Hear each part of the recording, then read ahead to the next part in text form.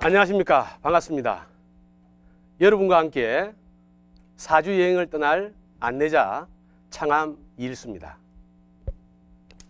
우리는 2006년 병술년 봄을 맞아서 사주 여행을 통해서 우리가 생활 속에서 어떻게 더 유용한 정보와 데이터를 지식으로 또 유용한 정보로 걸러서 생활 속에 쓸 수 있을까를 이 여행을 통해서 여러분들과 제가 경험하게 되리라고 믿고, 우리는 이 여행을 떠나기 전에 먼저 준비 운동을 좀 하셔야 될 게 있습니다. 모름지기 여행이라 하면 우리가 준비물이 필요하죠. 앞에 계신 분은 여행하실 때 제일 먼저 뭘 챙기시겠습니까? 자, 여행을 안 댕겨보신 분들은 우리가 막연히 여행을 떠난다고 할 때 어떤 준비물이 필요한지 잘 모릅니다. 그래서 어떤 분들은 여행을 떠나는데 출발지에 오실 때 모양이 맨몸으로 오시는 분이 계신가 하면 차 떠나고 도착하시는 분도 계세요. 여행의 시간보다 준비의 시간이 더 긴 분도 계시다는 거죠. 오늘 떠나는 이 여행은 우리가 다른 준비가 필요한 게 아니고 우리 마음의 창을 봄날 창 여듯이 여시고 아주 가벼운 마음으로 선입견과 편견을 버리고 역사 속에서 우리 선현들이 우주 변화의 원리, 나아가 소우주인 인간의 속성을 어떻게 연구하고 생활 속에 적용해 왔는가를 살피는 장이 될 겁니다. 그래서 이 여행의 준비물은 여러분들 마음의 창을 여는 것, 그래서 저와 함께 제가 부족하지만 같은 여행의 길로 들어서는 겁니다. 그런데 제가 굳이 이 사주라는 테마를 가지고 안내자라는 이름을 쓴 이유는, 이 학문은 역사 이래 유구히 흘러오면서 많은 학화 문벌이 존재하고, 그래서 추구하는 내용이나 여행을 떠나는 길이 다를 수 있습니다. 그래서 제가 여러분들한테 제시하는 여행의 길이 혹 여러분들이 느끼실 때 불편하실 수도 있고 다른 길일 수도 있지만 목적지는 같다는데 우리 생각을 공유하고 이 여행을 떠나보도록 하겠습니다. 그런데 자, 우리가 사주 여행을 가겠다는 테마를 가지고 이 자리에 모이셨는데 목적이 있어야 됩니다. 목적과 수단이 있을 수 있는데 요 두 가지를 먼저 살펴보도록 하겠습니다. 목적은 제가 생각하기에 21세기의 화두인 정보, 지식, 21세기를 일컬어서 지식 정보화 시대를 하고 있습니다. 맞습니까? 그러면 21세기에 살고 있는 우리는 이 두 단어에 대한 화두를 어떻게 나에 맞게 갈무리하고 소화하느냐에 따라서 우리의 삶이 질적으로 향상되거나 풍요로움을 누릴 수 있을진데, 과연 그러면 이 단어에 대한 개념을 우리가 정확하게 인지하고 있는가도 살펴볼 필요가 있겠습니다. 지식이라 함은 우리가 상대적으로 무엇과 대결해서 생각해 보시면 되냐면 상식과 비교해서 생각해 보실 필요가 있고, 정보라는 놈은 우리가 늘 접하고 있는 데이터와 짝을 맞춰서 생각해 줄 필요가 있습니다.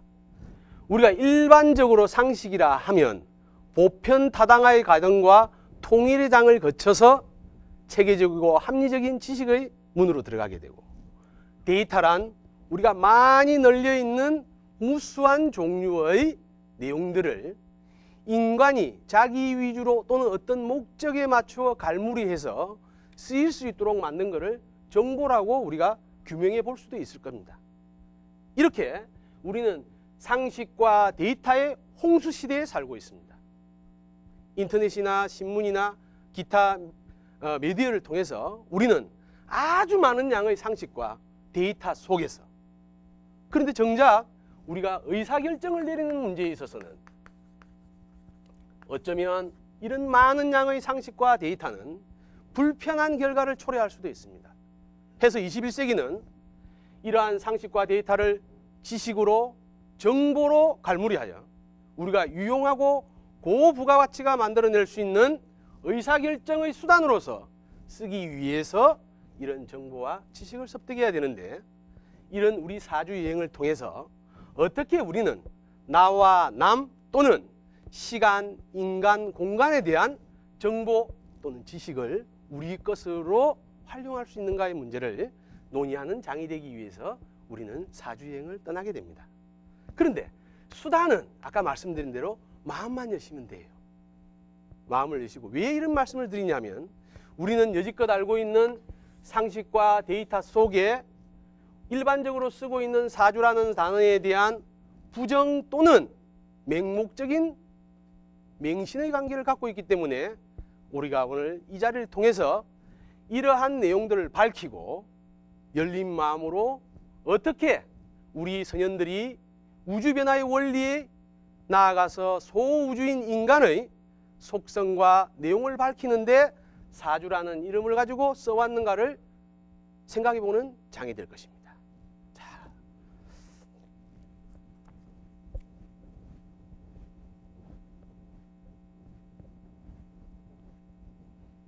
이 여행을 위해서 여러분들은 이미 마음의 창을 여는 준비를 해오셨고, 우리는 역사적으로 보면 BC 2000년경에서 8000년 전으로 올라갈 수 있습니다. 동양의 성현들은 우주 변화의 원리를 체득하기 위해서 오랫동안 궁구하고 연구해 오다가 우주 변화의 원리에 접근할 수 있는 대명제를 찾아냈습니다. 인간이 근본적으로 갖는 우주 변화의 원리를, 이렇게 광변하고 무변한 우주의 진리를 터득하기에는 너무 넓다. 그래서 축소에서 소우주를 찾기에 이르렀어요. 자, 소우주로서 가장 적당한 게 뭐라고 생각하십니까, 여러분? 인간, 맞습니다. 인간입니다. 우주의 원리를 우리 몸속에 담아 내적인 에너지와 외적인 에너지로 분리해서 가장 닮은 꼴이 인간이라고 생각하기에 이르렀고, 이 인간의 생장과 소멸을 밝힘으로 해서 우리는 나아가 우주 변화의 원리를 체득하도록 동양 철학은 발전해 왔습니다. 그런데 인간이라는 이 구성 요소를 연구하는 데에도 우리는 도구가 필요합니다. 그죠? 여러분들 화장하실 때 도구가 필요하고, 이러한 우리가 미디어를 통해서 이게 일반인들한테 전파될 때까지는 많은 장비와 기기가 필요하듯이 우리는 인간이라는 속성을 밝히는데 도구를 동양에서는 궁구해 왔습니다. 그런데 이거를 밝히기 위해서 가장 근본적으로 필요한 게 힘이더라. 힘. 이거 좀 이따가 말씀 나누기로 하고. 그런데 이런 힘의 변화가 시작되는 게 처음에는 음양에서 출발하더라. 앞으로 우리 여행에서 참고하셔야 될 거는, 제가 개념적으로 말씀드리는 단어들은 거의 다가 상대적인 개념입니다. 상대적 개념입니다. 음양과 오행이라는 툴을 통해서 인간의 속성을 밝히고 우주 변화의 원리를 체득하기에 이르렀습니다. 해서 음양이라는 놈을 통해서 어떻게 우리 인간의 속성을 밝히는가를 간단히 살펴보도록 하겠습니다. 오늘은 이 자리가 여행의 준비 작업입니다. 해서 여러분들이 필요한 도구를 챙긴다는 마음으로 가볍게 들어주시면 되겠습니다. 우리 부산에서의 주산은 우리가 어디를 이야기하면 되겠습니까? 자, 금정산을 우리가 예를 하면 되겠습니다. 금정산이 태어나면서부터 양지와 음지를 가지고 있었습니까? 아니죠. 예. 이놈 스스로가 이름하여 어느 쪽을 양지다, 음지다라고 표현한 적이 없습니다. 그런데 또 다른 객체인 태양이 솟아오름으로 해서 금정산의 A면은 양지가 될 것이고 B면은 음지가 되었습니다. 그래서 상대적이라는 말씀을 드리는 이유는 항상 음과 양은 짝으로 맞물려 돌아가는 수레바퀴와 같다. 음이 없이 양이 생성될 수 없고 양이 없이 음이 생성될 수 없다. 물론 이 공부는 깊이 들어가면 우주의 변화 원리에 의해 무극에서 태극이 생성되는 과정에서 밝혀질 이야기입니다만은, 아무튼 음양이라는 놈이 힘의 대별화되는 아주 큰 역할을 하더라. 요 놈들의 균형에 의해서 에너지 변화가 생기고 우리 마음의 변화, 육체의 변화가, 물질의 변화가 생기더라. 이렇게 해서 그 첫 도구로 음양을 써왔습니다. 그런데 다양히 음양은 기적인 부분이 많아서 우리 눈으로 그 실체를 느끼기에는 부족할 수도 있어요. 해서 세분화되어 오행이라는 또 다른 짝이 생기면서 음양과 오행으로 인간의 속성과 우주변화의 원리를 경험하고 체득하기에 이르게 된 겁니다. 이 시간은 우리가 늘 앞으로 써야 될 음양과 오행이라는 개념이 우리가 생활 속에서 어떻게 응용되는지 배워보도록 하겠습니다. 아울러 우리가 지금 사주여행이라는 말을 썼는데, 이 사주라는 말은 본시 원래는 음양 오행학으로 이해해 주시면 됩니다. 또 다른 말로는 명리학이라는 말로 쓰기도 하고, 일본에서는 추명학이라는 말로 쓰기도 합니다. 근데 대전제가 요거였지만 우리는 앞으로 이 여행이 요 인간에 대한 여행을 떠나시는 겁니다. 그런데 이러한 사주나 음양 오행학이나 명리학은 아주 큰 틀의 또 형이 있어요. 형님이 계시다는 이야기죠. 그게 역이라는 이야기입니다. 이 역은 여러분들 우리가 여기서 한번 제가 여러분들하고 나눠보겠습니다. 역이라는 뜻의 글자의 자의적인 뜻을 여러분들 다 알고 계시죠? 역의 첫 번째 뜻이 무엇이 될까요? 자, 이 역은 변하다라는 뜻을 가지고 있습니다. 변할 역자입니다. 그런데 묘하게도 이 글자는 두 가지 뜻을 가지고 있어요. 두 번째로 잘 아시겠지만 희울 이자로도 쓰이게 됩니다. 그런데 변한다 하는 것이 어려워야 정상입니까? 쉬워야 정상입니까? 여자의 마음은 갈대다. 그래서 늘 변하는 저 마음을 어떻게 내가 다잡아서 살아갈까 고민하는 많은 남성분들.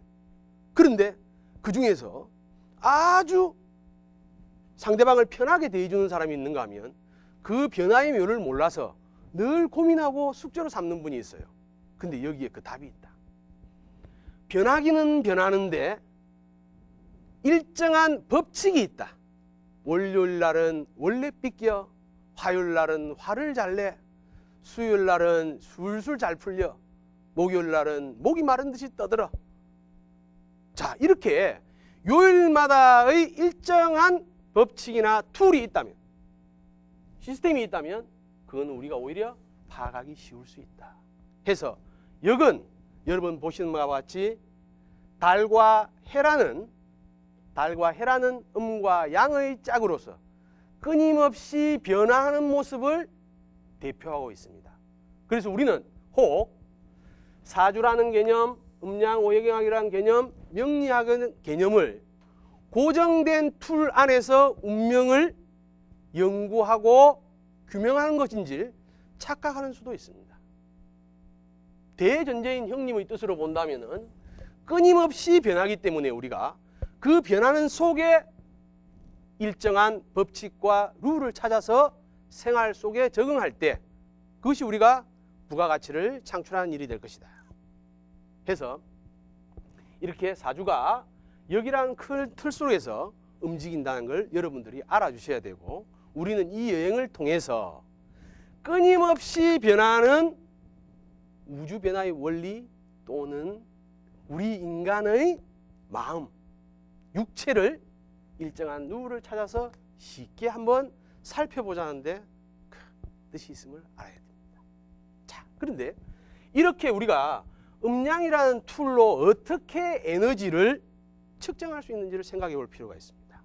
여러분, 에너지라 하면 우리가 쉽게 이야기할 때 지금 보시는 바와 같이 동양에서는 기라는 표현도 쓰고 또 에너지라는 말로도 쓰지만 이해하시기 쉽게는 힘으로 이해하시면 됩니다. 그런데 이 에너지 안에는 강력한 에너지와 미세한 에너지가 있어요. 강력한 에너지는 여러분 이렇게 비유하시면 됩니다. 여러분들이 지금 앉아 계신 이 의자 밑으로 철로가 놓여 있습니다. 전방 100m에서 열차가 아주 빠른 속도로 여러분을 향해서 돌진하고 있습니다. 자, 여러분 이 자리에 계속 앉아 계실 분 계십니까? 한 두 분은 앉아 계실 요량이시네. 예. 자, 이렇게 우리가 가시적으로 눈에 보이는 강력한 에너지는 대처할 수 있고 우리가 피해갈 수 있습니다. 그러나 에너지에 가지고 있는 속성 중에 하나인 미세한 에너지는 우리의 몸과 환경 속에 서서히 스며들기 때문에 우리가 그 진위를 파악하기 어렵습니다. 오늘 여기 주부님들이 많이 와 계신데 제가 이 음양오행을 우리가 이해하기 쉽게 몇 가지 문제로 풀어보도록 하겠습니다. 우주인이 UFO를 타고 지구에 도착했습니다.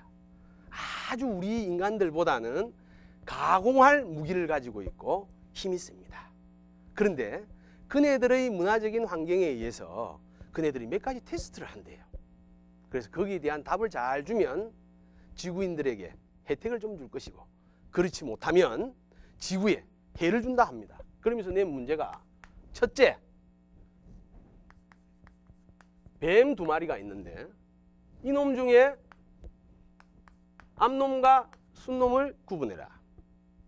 그런데 손대지 않아야 된다. 우리가 병아리 감별하듯이 들춰보면 안 된다는 이야기입니다.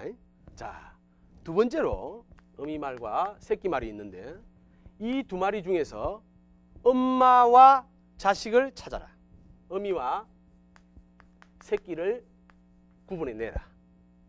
세 번째, 통나무가 하나 있는데 가로 세로 길이는 똑같다. 어찌하여 이놈의 뿌리 쪽과 줄기 쪽을 알 수 있을까? 라는 이런 숙제를 던졌어요. 이 문제를 우주인이 여러분들한테 냈습니다. 자, 이게 우리 여행의 출발입니다. 음양을 이해하는 것, 상대적인 힘의 균형을 이해하는 것. 아울러 여러분들한테 제가 주부님들이 계시니까 요 문제에 쉽게 답을 풀 수 있는 질문을 하나 더 던지겠습니다. 복국을 오늘 속이 안 좋아서 끓입니다. 복국을 끓이는데 어머님 재료가 뭐가 들어가겠습니까?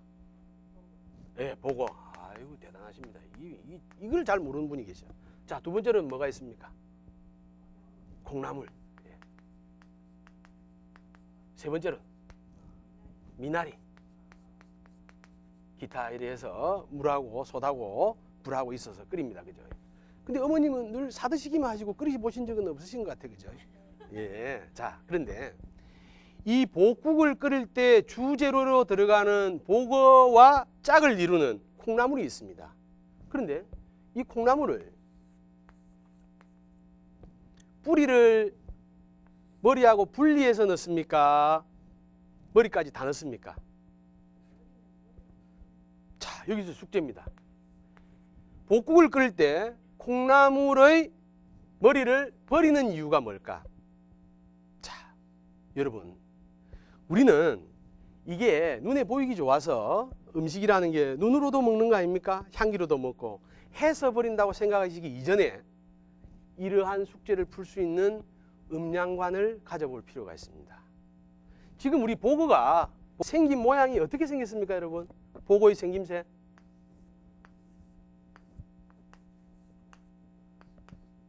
이렇게 생겼죠? 대강. 예.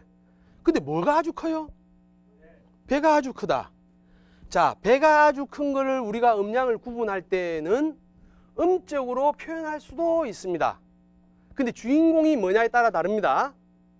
오늘은 조용해야 되는 분위기에는 음적인 사람이 주인공이 돼서 양으로 표현할 수도 있고, 우리가 막 놀이를 할 때 역동적으로 놀아야 되면 활발하게 노는 사람이 주인공이 돼서 양이 될 수도 있는 겁니다. 음양의 역할로는 바뀔 수 있는 건데 일반적인 상식선에서 볼 때 보거는 배가 불룩하게 나와 있고 윗부분이, 머리 부분이 작죠. 자, 우리가 생물 중에서, 식물지한 생물 중에서 머리 부분의 크기로 음적이냐 양적이냐를 알 수도 있습니다. 그런데 이렇게 음이 어떤 생물이든 90% 이상 차지하게 되면, 음이나 양의 에너지가 90% 이상 차지하게 되면 스스로 자기 몸을 보호하기 위해서 독을 가지고 있을 가능성이 아주 높습니다. 그래서 보고는 여러분 아시다시피 독이 있습니까 없습니까? 연간 한 번씩 안타까운 소식들이 들리죠. 자, 이렇게 해서 독을 제거하고 복국을 끓이는데, 독은 제거되었다 하더라도 보고의 음적인 에너지는 90% 냄비로 다 갑니까 안 갑니까? 그래서 일반적인 우리가 식사 대용으로 할 때에는 이거를 보충해주는 우리 선인들의 음양관이 있었어요. 그래서 뭘 넣습니까? 콩나물 미나리를 넣는데, 자, 콩나물 머리를 떼고 넣는 이유를 여기서 여러분들이 궁구하셔야 됩니다. 그러면 우리가 식물과 사람을 구분해 볼 때,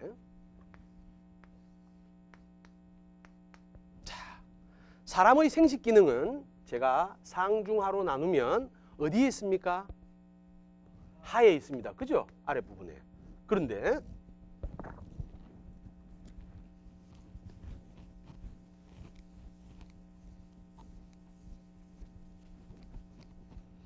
사람과 달리 식물들은 생식 기능이 상중 하중에 어디에 있겠습니까? 상에 있습니다. 그래서 식물은 아울러 우리 생물과 또 다른 모양의 음양 형태를 가지고 있어요. 자, 그래서 뿌리 부분은 오히려 식물은 우리 사람의 머리에 해당되는 머리를 양이라고 표현하고 밑에 생식기를 음이라고 표현한다면, 식물의 뿌리 부분이 양의 에너지를 가지고 있고 잎 부분이, 꽃 부분이 음의 에너지를 가지고 있습니다. 그래서 아까 보고로 돌아가면 보고의 90%가 뭐로 이루어져 있다? 음으로 이루어져 있다 했습니다.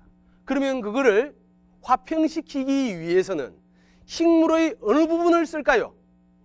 뿌리 부분. 그래서 콩나물은 식물 중에서 뿌리와 머리의 상대적인 비례로 뿌리가 아주 길죠. 그래서 이놈이 양적인 에너지, 여러분들 술 드시고 머리 아플 때 콩나물에서 뭘 발치해서? 예, 아스파라긴산을 꺼내서 우리가 복용하듯이 보고의 음적인 부분을 보상해 줄 수 있는 콩나물의 양적인 부분만 쓰기 때문에 이렇게 궁합이 이루어지는 겁니다. 이렇게 음양관으로 보시면 되고, 해서 아까 풀었던 문제 세 가지를 보면 여러분들이 이제 답을 내실 수 있겠죠. 어떻게 뱀 두 마리의 음양을 구분할 수 있겠습니까? 자, 이걸 우리가 보편적인 상식선에서 이해하시면 됩니다. 과학적인 접근보다는 보편적인 상식선에서 보시면 아주 부드러운 천을 깔아놓고 암수 한 짝을 올려놓으면 순놈이 움직임이 아주 빠른, 음적인 놈은 새로운 환경에서 자기 몸을 보호하기 위해서 움츠려 있고, 양적인 놈은 아주 빠른 동작으로 움직입니다. 그래서 암수 구분이 가능하고, 어미말과 새끼말은 먹이를 줘보면 합니다. 먹이를 주면 누가 먼저 먹습니까? 예. 그래서 인간은 그러한 절도를 지키기 위해서 예전에 우리는 부모님이 먼저 수저를 드시고 자식이 먹죠. 근데 요즘은 어떻습니까? 예. 아버지의 권위가 아주 어려운 환경에 있어요. 그래서 자식들이 먼저 먹고 아버지가 숟가락을 듭니다. 근데 이거는 이제 반성해 봐야 됩니다. 물론 마지막으로 통나무 가로 세로 길이가 같은 통나무의 뿌리 부분과 줄기 부분을 구분하는 방법은, 식물은 어디에서부터 탄생해서 출발해 올라갑니까? 뿌리에서부터 상승하니까 어디의 부분을 나눈다면 어디의 연식이 가장 오래되었을까요? 밑부분이죠. 그래서 조밀하기 때문에 물에 던져보면 뿌리 쪽이 밑으로 향하게 되어 있습니다. 이런 것들이 동일한 물체 안에서도 음양을 구분하는, 상대적으로 구분하는 내용이 됩니다. 해서 어느 분이 양적이라 한다면 그 주위에 누가 있어서 양적이라 표현할 수 있습니까? 음적인 사람이 있어서. 그렇게 이해를 하시면 여러분들이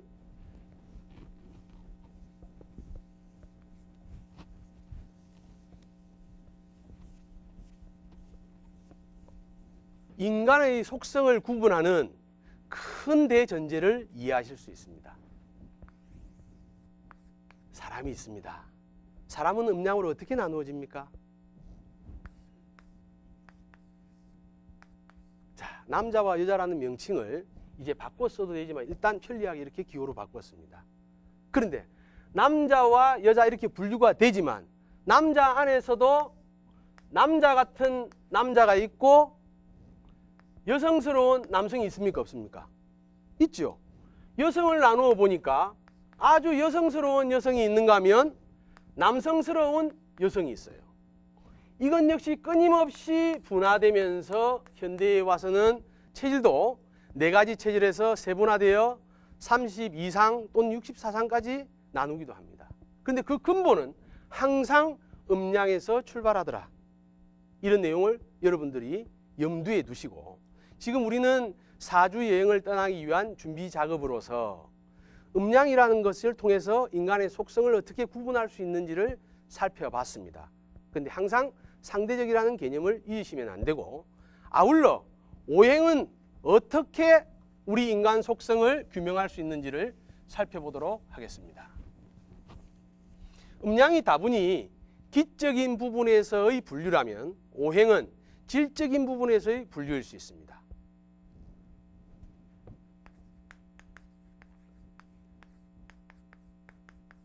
이 행이라는 뜻을 우리가 이해할 필요가 있는데 이 행이라는 글자는 이 부분이 앞으로 한 발 내디딜 스텝이라는 뜻입니다. 요거는 뒤로 한 발 물러날 때의 스텝입니다. 그래서 이 행이 가지고 있는 거는 우리가 행동하면은 행한다 하면 앞으로만 나아가는 목적을 가지고 있는 줄 아시는데 본질적인 뜻은 앞으로 나아감도 있고 뒤도 물러남이 있는 게 행이라는 뜻이 가지고 있는 내용입니다. 5가지의 에너지를 음양 외에 목화 토금수라는 5가지의 에너지가 앞치락 뒤치락 하면서 어우러진 세상, 음양이라는 세상을 조금 보셨고 이제 오행으로 오시면 오행은 5가지 도구인 목, 화, 토, 금, 수, 이 부분도 이해를 잘 하셔야 되는 게 이러한 이름으로 우리가 부르기 좋게 이름하였을 뿐이지 자연 만물을 사람을 나무다, 불이다, 흙이다로 나눌 수는 없습니다. 우리의 약속일 뿐입니다. 그런데 이런 놈들이 서로 상생하고 상극하는 에너지가 앞치락 뒤치락 하면서 현상계에 존재하더라. 그래서 지금 화면에 나오고 있습니다. 목은 화를 상하고 화는 토를 생하고 토는 금을 생하고 금은 수를 생하며 수는 목을 생하는 상생의 관계가 성립이 되고 이러한 에너지 안에는 상생만이 존재하는 것이 아니고 목은 토를 극하고 화는 금을 극하고 금은 목을 극하고 수는 화를 극하고 이렇게 서로 상극하는 에너지도 존재한다는 것. 이놈들이 어떻게 짝을 이루어서 영향을 주고받는가가 우리 여행의 구체적인 목적지가 될 수도 있습니다. 우리는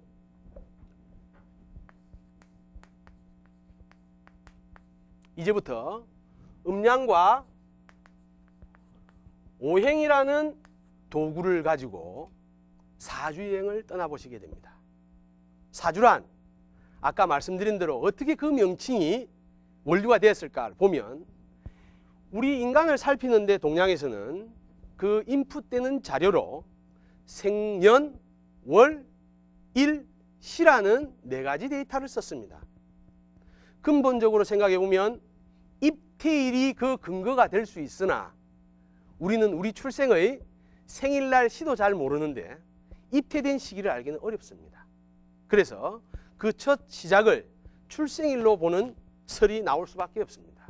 그런데 그러한 연월일시는 예를 들어서 2000X년 몇월 며칠 몇 시가 되면 육식갑자에 의해서 여러분 아시는 대로 이렇게 하나의 기둥이 성립이 됩니다. 또 월도 하나 성립되고 일도 시도 해서 4개의 기둥이 성립되기 때문에 사주라 하고 글자가 8개라서 팔자라고 합니다. 여러분들 옛날 우리 혼인의 예를 치룰 때 사성을 주고받는 거 아시죠? 그 사성이 뭐냐면 이렇게 당사자들의 생년월일시를 적어서 상대방 집에 보내주는 거. 그럼 예전에는 이걸 통해서 무엇을 알았을까요? 요게 요즘 말하면 여러분들 결혼할 때 뭐가 필요합니까? 종합 건강검진 필요하죠? 또 아울러 경제 백서가 필요합니까? 안 합니까? 예, 그 두 개를 합쳐놓은 내용이에요. 물론 이러한 학문적 그 입장을 다른 각도에서 볼 수도 있습니다. 지금 우리는 이 학문이 과학적으로 옳고 그르고의 문제는 여행을 다 끝나신 뒤에 우리가 느끼실 수 있는 거고, 지금은 이런 툴을 통해서 우리의 선현들이, 동양의 선현들이, 성철들이 어떠한 관점으로 인간을 연구했고 우주변화의 원리에 도달했는가를 살펴보는 장이 될 수 있습니다. 여기서 음양오행이라는 이 툴이 앞으로 우리가 이용할 툴인데 많은 변화를 갖게 됩니다. 그러나 항상 기본적으로는 이러한 기본 베이스 위에서 모든 사물을 관찰하고 파악해 왔다는 것을 여러분들이 잊지 않으셔야 될 겁니다. 우리는 사주 여행의 오늘 이 시간을 통해서 목적 또 도구가 되는 툴을 살펴봤습니다. 여기 계신 분들 몇몇이 이 사주라는 글자가 여러분들한테 주는 에너지를 생각해 보셨을 겁니다. 대부분 사주라는 말의 원류도 우리는 잘 모를 뿐더러 실생활 속에 인간의 기륭하복을 점치는 정도로 알고 계십니다. 물론 요 점이라는 부분도 학술의 한 부분으로 존재합니다만, 사주란 결국은 한 인간이 살아가면서 겪게 되는 뭐다? 경향곡선이다.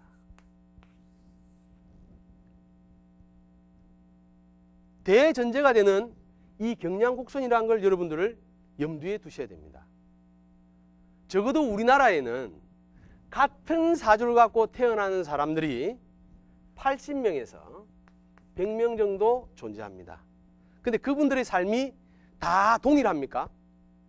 아니죠. 그렇다면 과연 사주를 통해서 우리는 뭘 알고자 하는 건가? 광의의 명리학은, 음양오행학은 한 인간의 길흉하복이 어떠한 경향곡선을 가지고 움직이는가를 밝히는 것이 됩니다. 그렇다면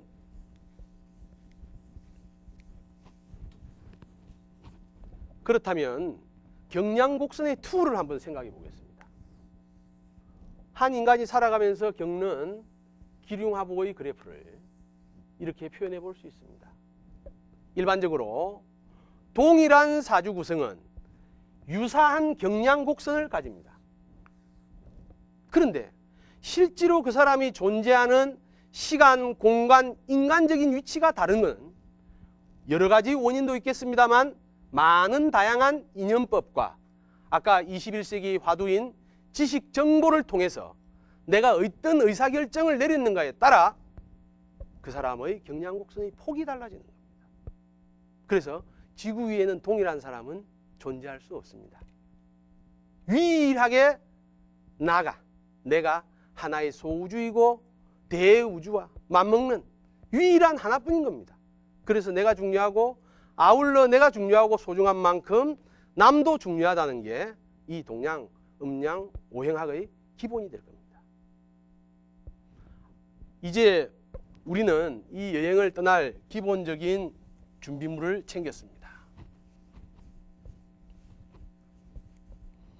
그러면 과연 우리가 이제 인간을 속성을 아는 여행을 떠나는데 인간의 운명이란 도대체 운명이란 무엇인가? 이게 우리가 늘 갖는 숙제인데 여러분들 이 뜻을 잘 한번 되새겨 볼 필요가 있습니다. 여기에서의 명이라는 숙명적인 관계의 명을 의미하고 요 앞에 있는 운자, 요게 아주 재밌어요. 숙명적으로 부모로부터 내가 원하지 않았던 원했던 관계없이 부모의 에너지를 물려받아서 유전자를 물려받아서 누가 운전해 간다? 내가 운전해 간다. 내가 운전해 가기 때문에 운명은 다양하고 똑같은 동일한 사주라도 그 삶이 표현되는 것은 다를 수밖에 없다.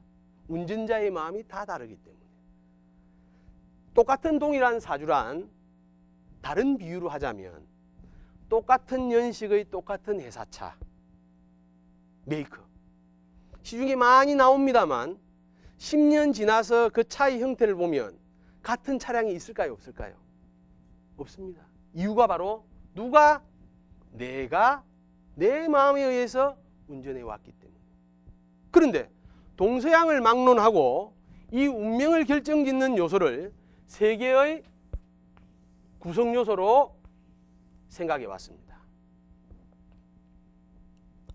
그중 하나는 타임, 그중 하나는 스페이스, 그중 하나는 뭐가 되겠습니까?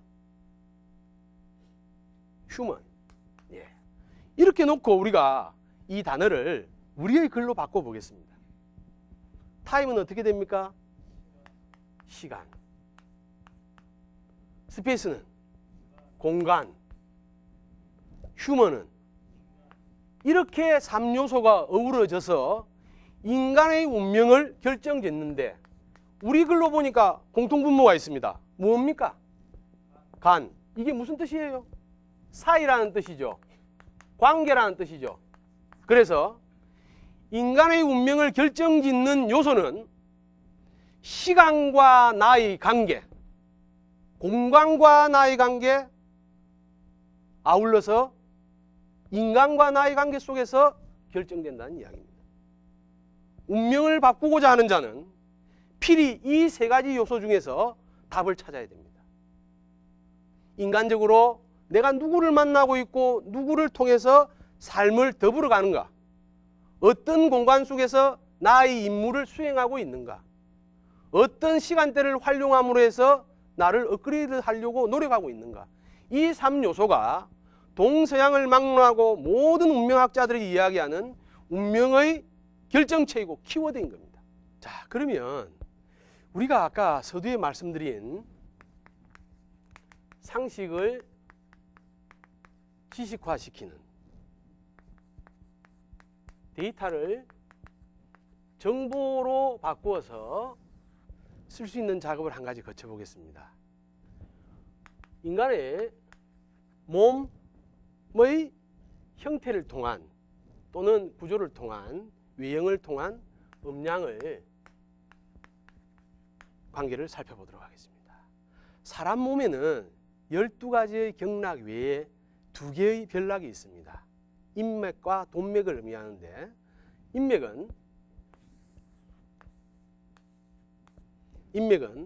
우리 입술, 아랫입술 밑으로 해서 회음부까지 가는 경락을 말씀드리고 동맥은 윗입술로부터 해서 회음부까지 등을 타고 돌아오는 경락을 말합니다. 그런데 여기에 밑으로 흐르는 경락을 인맥이라 했고 위로 흐르는 경락을 동맥이라 이름한 이유는 이 앞에 단어 한 개씩 붙여보면 우리가 이해가 쉽습니다. 임자 앞에다가 담임 선생님 할 때 담자를 한번 붙여보고 동맥 할 때 앞에다가는 감시를 붙여봅니다.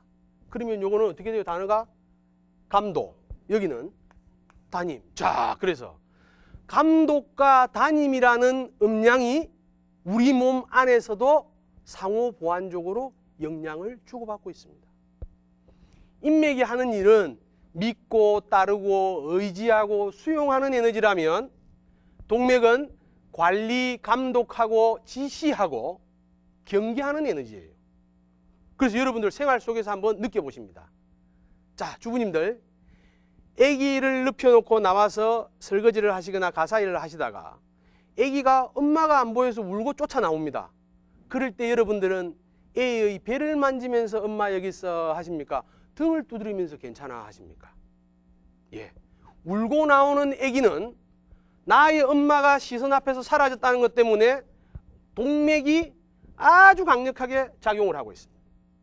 나의 엄마를 찾아야 되고 어디 있는가?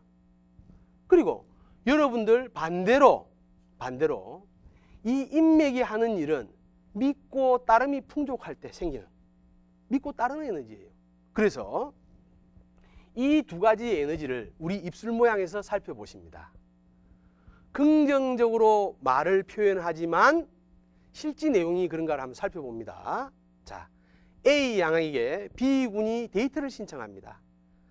A양 오늘 시간 있어요? A양이 대답합니다. 네, 시간 있어요. 이럴 경우 정말 시간 있다는 뜻일까요? 그래서 여러분이 따라가 보시면 됩니다. 따라가면 그 동네 이웃의 아저씨들부터 오빠 동생이 다 기다리고 있어요. 그런데 또 다른 사람에게 질문을 합니다. C양 오늘 시간 있어요? 자, 이렇게 표현했다면 정말 시간 없는 겁니까? 있는 거에 대한 다른 표현이겠습니까? 그래서 우리는 단어로는 우리가 가지고 있는 양적인 에너지와 음적인 에너지를 달리 표현할 수 있어도 우리 마음속에 가지고 있는 음양의 에너지는 다른 모습으로 얼마든지 표출된다는 이야기입니다. 여성분들이 바깥에 나가실 때 다른 화장을 안 하셔도 어머님 어느 부분은 꼭 화장을 하십니까? 예, 입술. 왜 할까요? 입술에 고춧가루가 묻었을까요? 아닙니다. 원리는 나의 음양 간의 균형을 맞추어 준 것을 보여주기 위해서입니다. 뭐 그런 학설이 있다는 겁니다. 예. 그래서 음양의 균형을 가지고 있다는 것은 이미 우리의 외형에서부터 표현되기도 합니다. 여러분, 비근한 예로 관리 감독을 주업으로 하시는 분의 모양이 이렇습니까? 이렇습니까? 그죠? 관리자의 모습은 뒷짐을 져야 되고 어깨가 펴지고 배가 나오면서 왜 어디가 굳어 있어? 자기 마음속에 관리 감독해야 된다는 숙제 때문에 동맥이 긴장합니다. 그렇기 때문에 애들이 울고 나올 때도 등을 쓰다듬으면서 두드려 줌으로써 맺혀있는 동맥을 풀어주는 거예요. 그리고 우리가 이렇게 우리 몸속에서의 음양도 조화를 이룰 때 바른 자세가 나오는 것이고 늘 궁핍하게 살아서 머리 조아리는 게 생활화되어 있으면 자, 궁핍하게 삽니다. 남이 시킨 대로 해야 되죠. 자기가 남을 관리할 수 있는 권한이 없습니다. 그런 사람의 모양은 어떻게 변할까요? 움츠려들죠. 어느 부분이? 인맥 부분이 움츠려드는 거예요. 그래서 조아리고 살아야 되고 늘 남을 관리 감독만 하는 사람은 뒤로 제껴져 있습니다. 이것도 우리의 건강 상태로 보면 균형을 놓친 거다. 해서 바른 건강 자세란 인맥과 동맥이 골고루 흐르는 것. 우리의 표현으로 본다면 우리 몸속에 마음속에 음양의 균형을 잣대를 잘 맞추어서 화평지인이 되는 것입니다. 그러므로 해서 건강 생활의 기본이 될 수 있는 거예요. 우리 생활 속에서는 이렇게 음양의 모습으로 찾아볼 수 있는 게 많이 있습니다. 부부지간의 다툼을 위에서 촬영해 보면 그 모습이 항상 음양의 싸움입니다.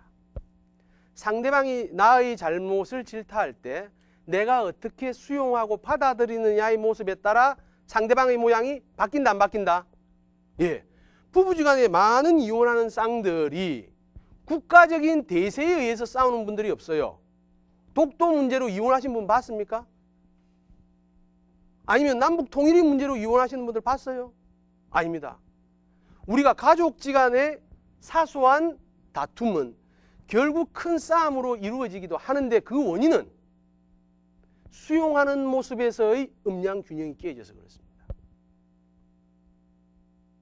부모가 자식을 질타할 때 또는 꾸짖을 때 자식이 그 받아들이는 수용의 모습에 따라 부모가 회초리를 들 수도 있고 안 들 수도 있습니다. 맞습니까? 예.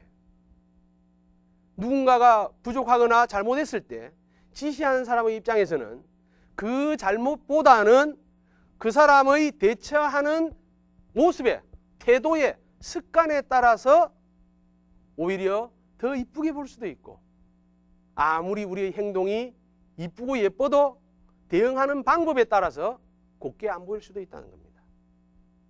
우리가 지혜로운 삶을 산다는 것은 지식과 정보를 잘 갈무리해서 나의 의사결정에 반영하여 효율적인 결정을 내리는 데 있을 수 있고, 그 기준은 항상 나와 남이 다름을 인정하고 그런 관계 속에서 내 안에서부터 음양의 균형을 맞추는 것, 사고의 음양 균형을 맞추는 것, 건강의 음양 균형을 맞추는 것, 나와 남을 서로 인정하는 균형을 갖는 게 우리 건강한 삶의 시작이 될 수 있습니다.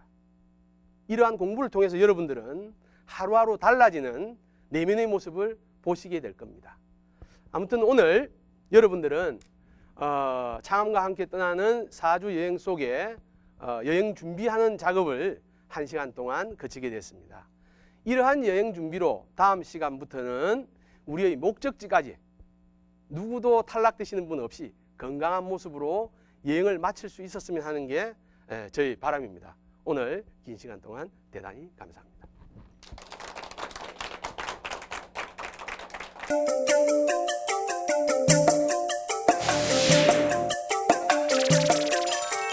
Thank you.